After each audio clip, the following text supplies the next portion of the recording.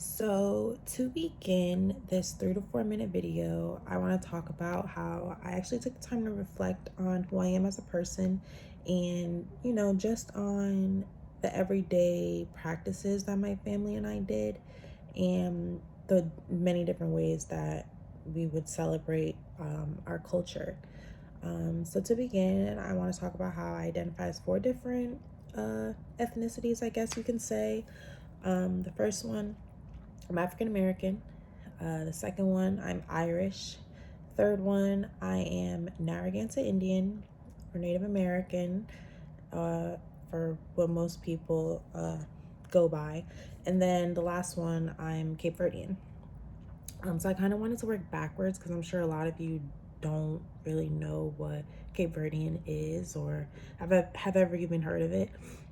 So just like a little background, it's a small country right at the bottom of Africa. Uh, they were colonized by the Portuguese, so it's kind of like a mix between African and Portuguese, I guess you can say. Our language is Creole. It's really hot there. I've never been. My mom has been. I wish that I could have gone, but I was too young. Um, but yeah, we celebrate our Independence Day the day after America's Independence Day, so July 5th. Um, this, I actually am Cape Verdean through my father's side. My mom just has like a lot of Cape Verdean friends and extended family, so she kind of thinks she's Cape Verdean too. We listen to their music. We eat the foods. My favorite Cape Verdean dish is cachupa, which is kind of like a soup that my grandma makes. It's so good.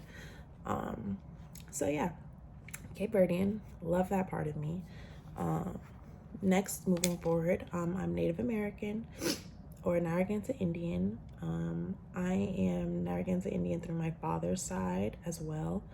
When I was younger, we did a lot more practices with that culture, like going to powwows, talking to, unfortunately, she isn't here anymore, but I was able to talk to my great great grandmother, who is very much Native American, was still living on the reservation.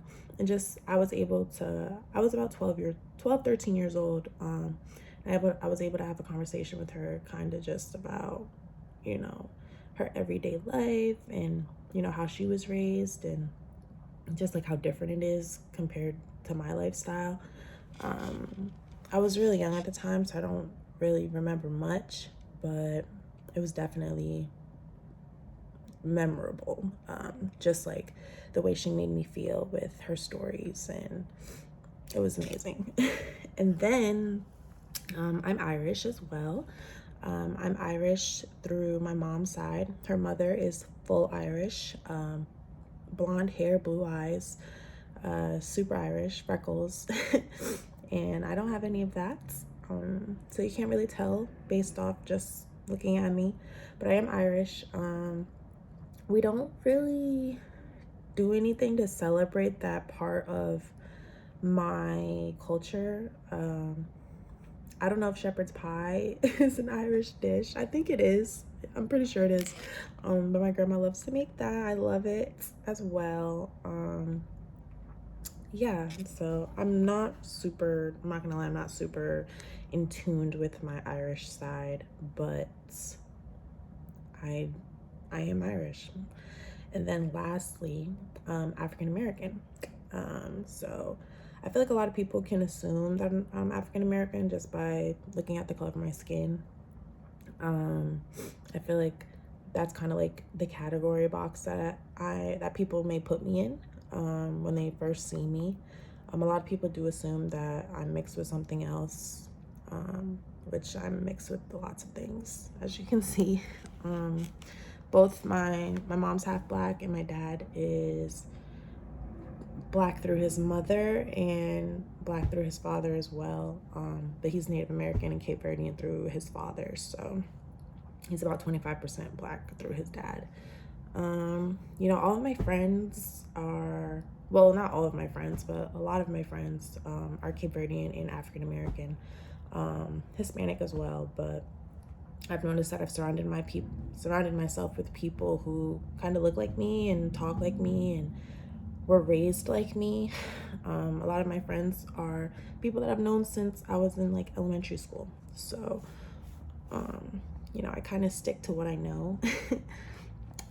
But based on the reading, I wasn't really super surprised with the stuff that I read.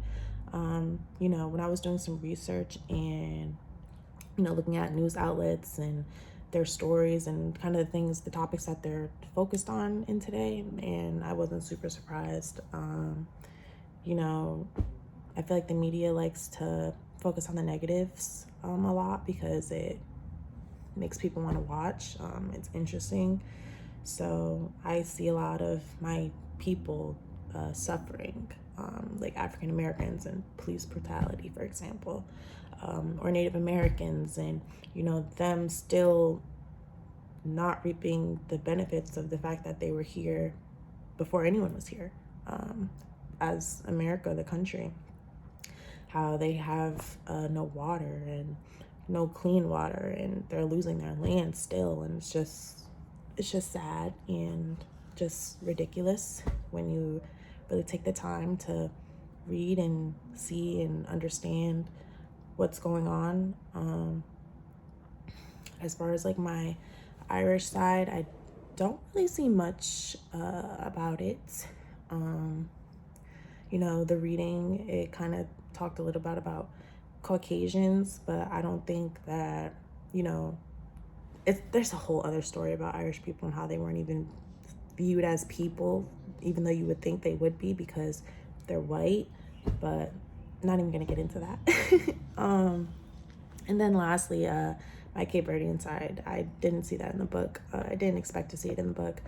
It's a super small island, and it's not very well known across the world. So I wasn't surprised that I didn't see it. I would love if, more people in this country acknowledged Cape Verdeans, and kind of learned more about us. And because I feel like every time I bring it up, no one knows what I'm talking about, it's not really frustrating anymore.